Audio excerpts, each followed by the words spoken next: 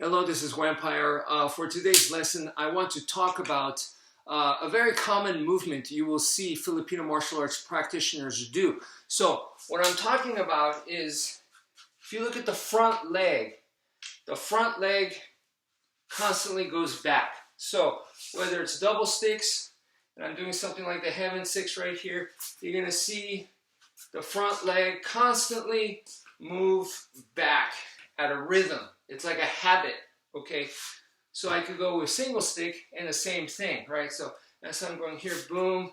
So boom, I'm constantly bringing that leg back, right here. Boom, right here. So boom and boom, okay? So that movement right there, bringing this leg back, just sliding it back, you know, repeatedly over and over, you'll see that once again, it is a habit that is happening. Why is this? Why do they do that? Why is this so important? Well, the reason is simply because of this. We want to avoid that, the low line attack, okay?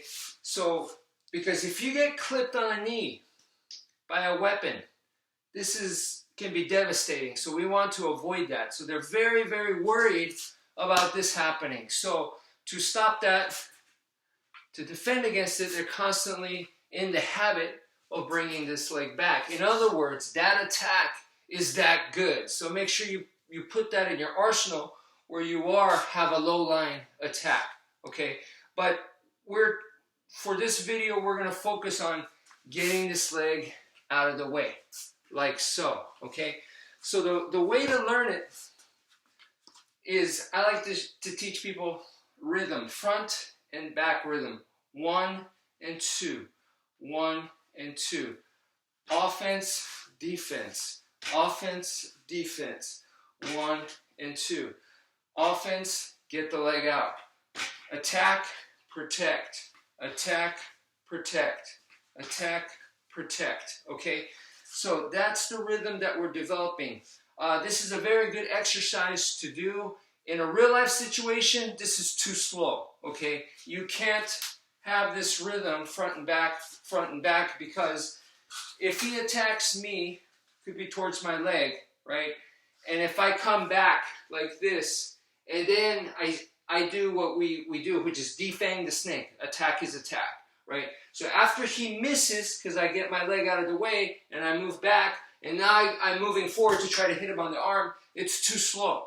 Going back and forth is too slow. So for real life, the adjustment that I make is I have to already know his range.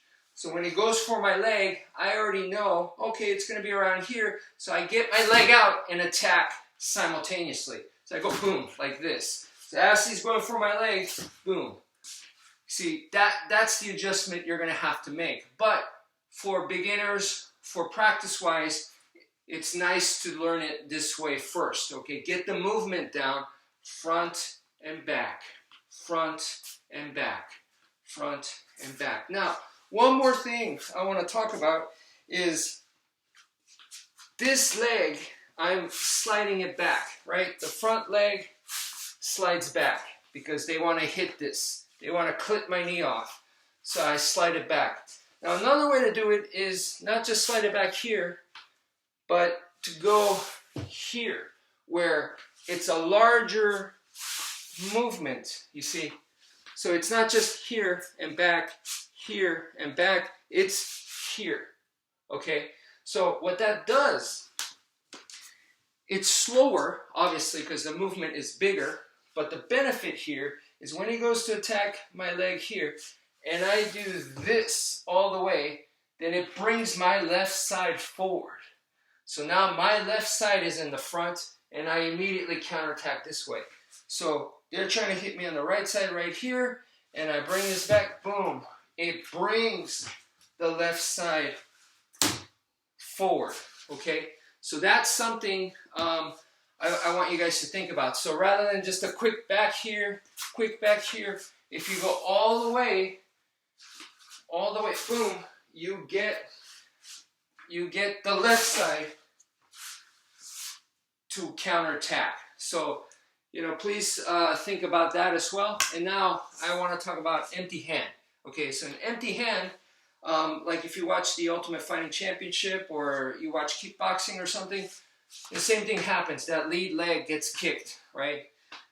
Today's fad seems to be kicked in the calf, but old school, a little bit more old school is right there on the thigh, right? So the Thai boxers, right? They do the leg check, right? They defend with their shins like so. Okay. Another thing they do is they just make the other guy miss completely like that. If you're gonna do this, I kind of prefer, instead of just having your arms out like this, why not like this? Okay, have that fist towards their face instead of just completely out like this.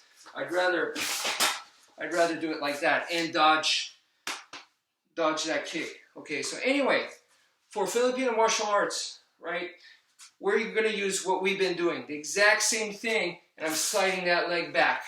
I'm sliding that leg back. So all I'm doing is now I'm lifting the leg a little bit to point the knee. So when I point the knee like this, I'm hoping that their foot is going to hit my knee.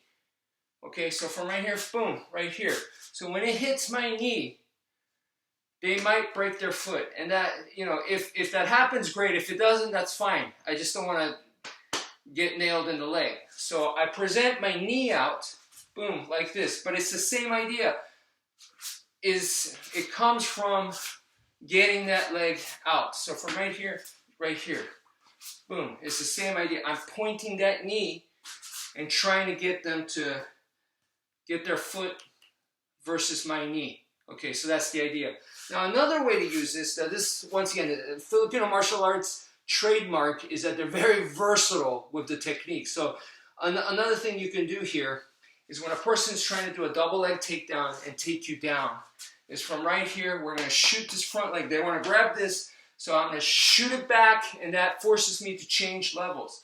Boom, I change levels, and now I could receive them this way, double underhook, and we could go into the clinch. Okay, so this is my defense right here. So right here, and this is great also, in my opinion, in the street as well, because if you do like full-blown sprawl and stuff, you might bang your knees onto the floor on concrete, asphalt. We don't want to do that. So sliding the leg back changes levels, and I'm ready to receive and grab this way and go into the clinch. So that's another way to use this movement. So that's it for now. Thank you for viewing, and take care, folks.